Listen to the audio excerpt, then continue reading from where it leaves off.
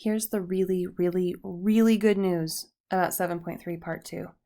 Dividing rational expressions is really exactly the same as what we did yesterday, or what we did in 7.3 Part 1, with one tiny little extra step at the beginning.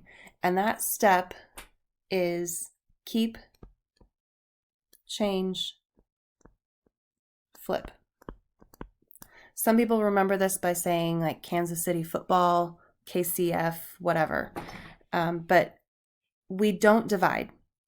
Division is really just the multiplication of the reciprocal.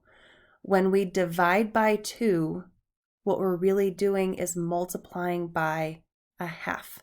So we are not going to divide the expressions. We are going to change it into a multiplication problem, because division is really just the multiplication of the reciprocal. Multiplication of the reciprocal means you're going to keep this first fraction exactly the same. That's the keep. You're going to change the sign to multiply, and you're going to flip the second fraction. That's taking the reciprocal. The reciprocal means flip the fraction. So what keep, change, flip means is that we don't divide,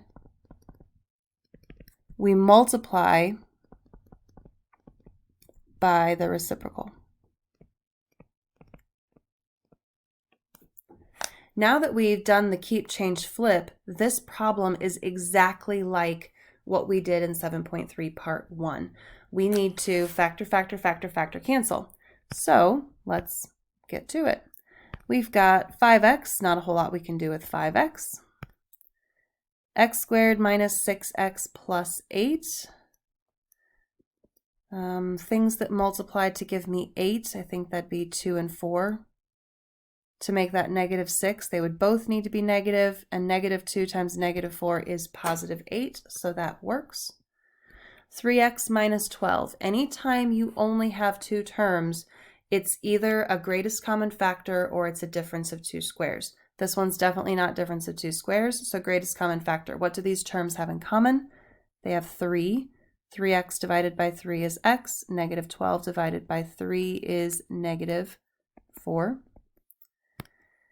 And same thing here, x squared minus 2x. They have x in common, x minus 2. Now we play the cancel game. X minus 4 cancels, x minus 2 cancels, the x cancels, so we are left with 5/3. Okay, I want you to try number 11 on your own. Be brave, pause the video, keep, change, flip, factor, cancel. Have you paused the video yet?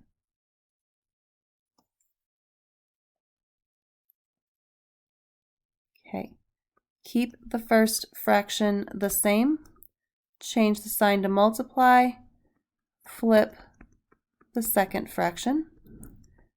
Now, some people get comfortable with this and they start factoring as they do keep, change, flip. But if you want to save the steps and just, do this step by step, that's totally fine. Okay, 3, can't do a whole lot with that. X squared plus x minus 6. To get negative 6 and positive 1, it would probably be 2 and 3. Because it's positive, the bigger number needs to be positive. That looks good. 4x minus 8, they have 4 in common. And then x squared plus 3x, they have x in common. X minus 2, x plus 3. This time we don't have an x on top, so that x doesn't cancel. And our answer is 3/4x. Okay, number 12. Number 12 is kind of similar to problems that we started in 7.3 Part 1. This is 4x squared minus x over 1.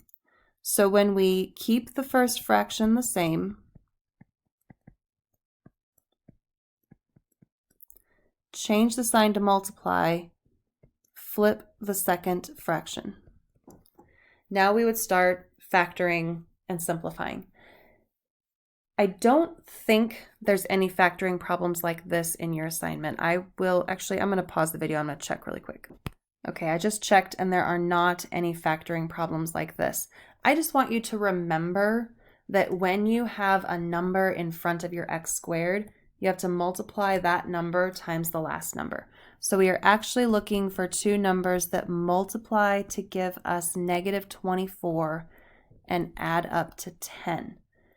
That would be, and this one's a little tough. I had to kind of think about it. It is 12 and 2. 12 minus 2. 12 times negative 2 is negative 24. 12 plus negative 2 is 10. So then you split this up into 8x squared plus 12x minus 2x minus 3. So we take that middle term, that 10x, and split it into those two terms. Split this down the middle and factor by grouping. These two have 4x in common. The second group has negative 1 in common. So the factored form is 4x minus 1, 2x plus 3. Okay. Now, again, you're not going to have a factoring problem that difficult. I'm just reminding you that that is how you factor it. So you will have a problem like this on your assignment, but it won't require that more difficult level 2 type factoring. Okay, that 1, that's just a times 1 on there. 4x squared, we'll just leave that as 4x squared. 4x squared minus x, those two terms definitely have an x in common. The 4x minus 1 cancels. That's the only thing that cancels. So on the top, we have 2x plus 3. On the bottom, we now have 4x cubed because x squared times x would be x cubed. Okay, so you will have problems like this, but they are not going to be that difficult to factor. That's why I wanted to finish that example. Okay, one more example. I want to start this with you, and then I want you to give this a try on your own because I think that you can definitely do it. Okay, this is a two-part problem. The first part is the multiplication. And that first fraction is over 1. So we have x times 4x plus 1 over x plus 3 times 1. And then we have divided by this green fraction. So change the sign to multiply. Think about what you do with that second fraction, and then I want you to factor and finish that problem. So pause the video and finish this one. Pause the video. Okay, we would flip this, so it would be x plus 3 on the top, which can't be factored. So I'm going to kind of put like this, x plus 3, that's on the top, it can't be factored. Now this 16x squared minus 1, I'm going to put that here. It can be factored. That's a difference of two squares. It factors into 4x plus 1 times 4x minus 1. The square root of 16x squared is 4x. The square root of 1 is 1, so 4x plus 1, 4x minus 1. Then the 4x plus 1 cancels, x plus 3 cancels. Our answer here is x over 4x minus 1.